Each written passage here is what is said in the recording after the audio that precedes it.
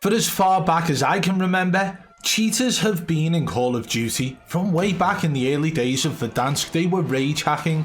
Unfortunately, back then, Activision didn't really do anything to combat this problem. Maybe they thought it would just die out, but over time, more and more cheat providers surfaced, causing everybody to be fully aware of the cheating problem. Now, of course, we shed a lot of light on this problem on this channel, and we did that so that everybody was aware that when they died in the game, it could well be a cheater. Follow that person, spectate them for a while, and if they're snapping onto enemies or pinging people through walls, then you are aware that they are cheating. You can hit that report button, and that is great. But obviously, the report system in the game didn't really do what it was meant to do. However, reporting players in the game caused them to be shadow banned, not permanently banned. This was a big issue, and it appears that Activision tried a number of different things to combat this. However, even with players being shadow banned for cheating, it didn't stop that player from cheating. Yes, they may well not be able to actually access that account anymore, but the problem lies with Activision allowing people to create new accounts whenever they please, because the creators of these cheats are extremely intelligent and understand thoroughly the process Activision were going through.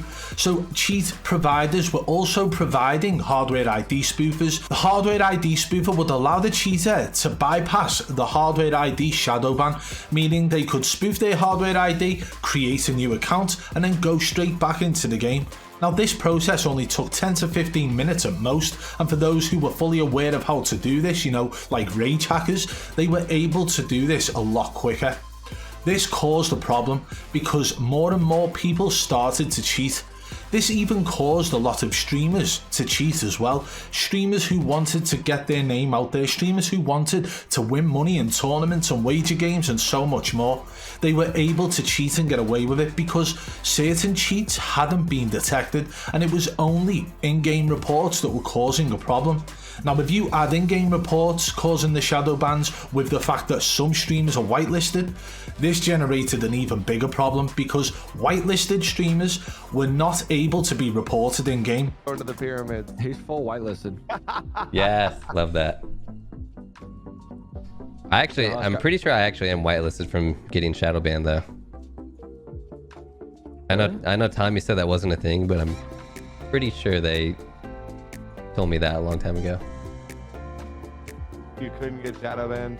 Yeah, it's impossible for me to get shadow banned. They could be reported, but those reports wouldn't lead to a shadow ban because these guys were protected. Of course, with them being the face of Activision at the time, the face of Warzone, streaming to thousands of people on a daily basis, of course they would be protected by the game development company. I thought they did that to like all the somewhat big Warzone streamers. I've never been, I've heard so many times reported in the kill cam. You haven't been shadow banned, have you, Bobby? Never. Yeah, I don't know. Don't know. But the problem here today lies with those who just rage hack for fun. The ones who are doing it simply just to shit on everybody in their lobby. Rage hacking without hiding it.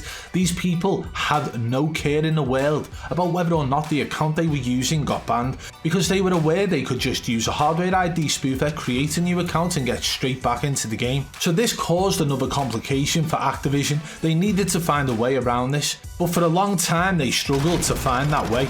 The reason I state this is because there were actually cheaters advertising the fact that they could give you an aged account. Now you might be wondering what an aged account is. How many people have you heard talking about their Activision account being hacked? Many people would notice their account on COD Tracker and Warzone GG had a name change.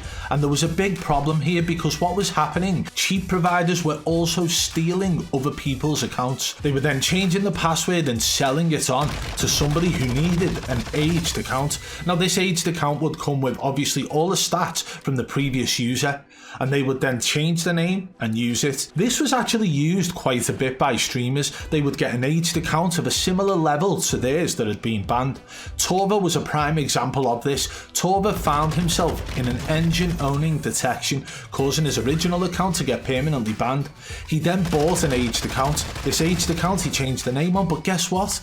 That account ended up being permanently banned, and it was actually linked back to the original user. Because this was the downside to buying an aged account, you could go onto COD Tracker and go through the previous match history and find where the name was changed. So any game played under the old name would still be registered on that site on the old name.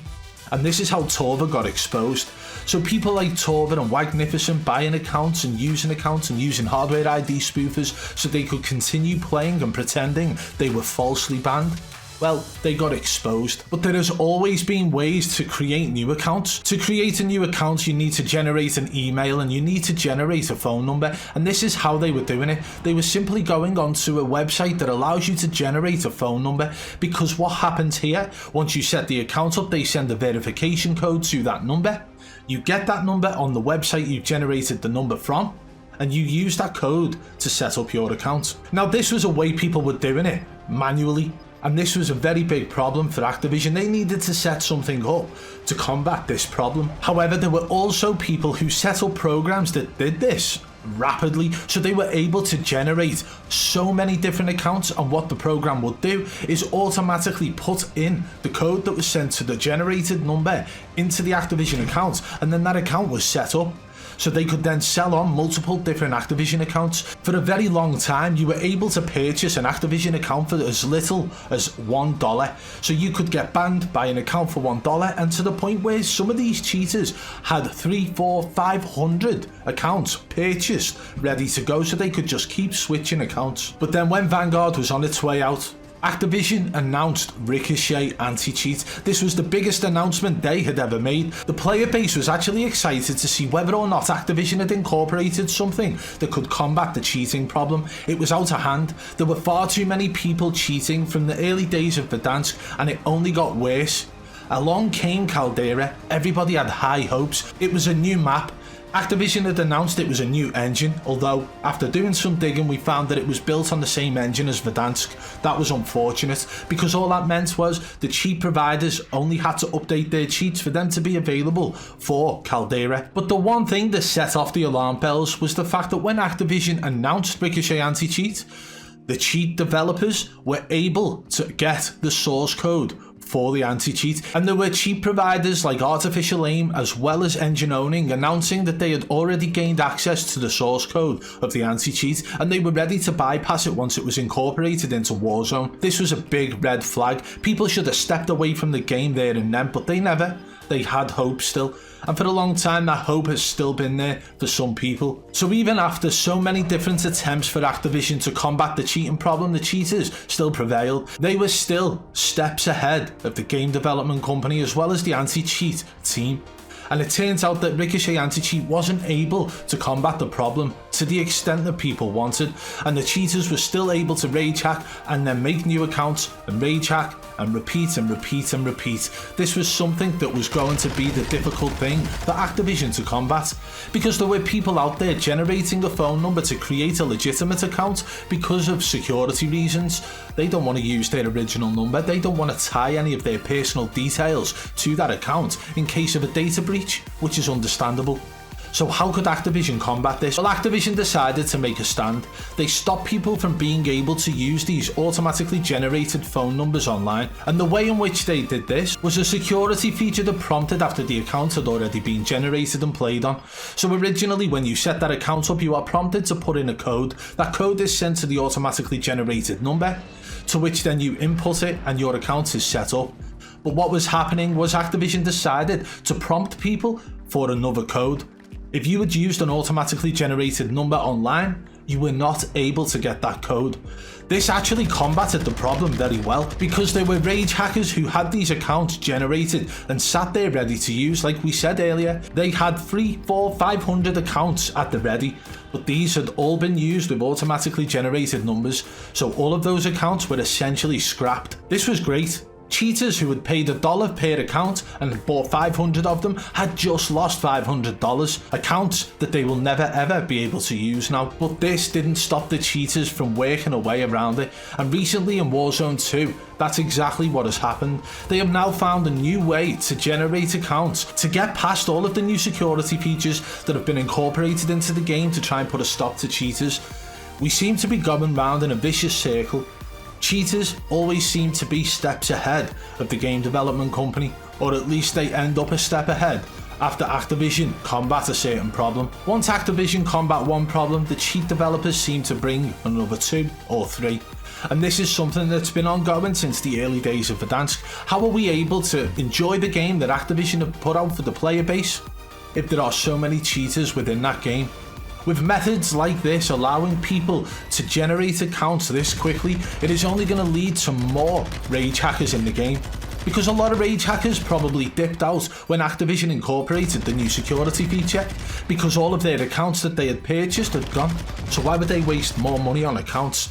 You've got to hit them where it hurts. Unfortunately, they've seemed to have bypassed that option now. With this new method to generate accounts, Activision really need to pull the socks up. They need to combat the cheating problem. But whilst there is so much money in selling cheats, Activision are going to have a hard time.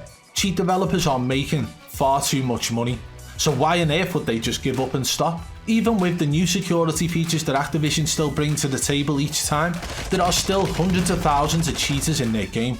Now this isn't going to be something that gets combated straight away, but hopefully Activision continue the fight. But right now we are seeing more rage hackers in Warzone 2 than we've ever seen before. Could this be because of the new account generating method that the cheat developers have brought into play? I think so, and I think we're about to see things get a hell of a lot worse before they get better. Remember, Warzone 2 is a new game, and it is built on about 80 or 90% of the source code Warzone 1 was. So there have been complications for some of the cheat developers along the way, but this is still a problem. Rage hackers are still in the game, and we are going to be seeing this a hell of a lot more as the months go on, if Team Ricochet and Activision don't pull their socks up and get something done. But for now guys, if you did enjoy this video, hit that thumbs up. If you're new to the channel, subscribe and turn on notifications so you don't miss our future uploads.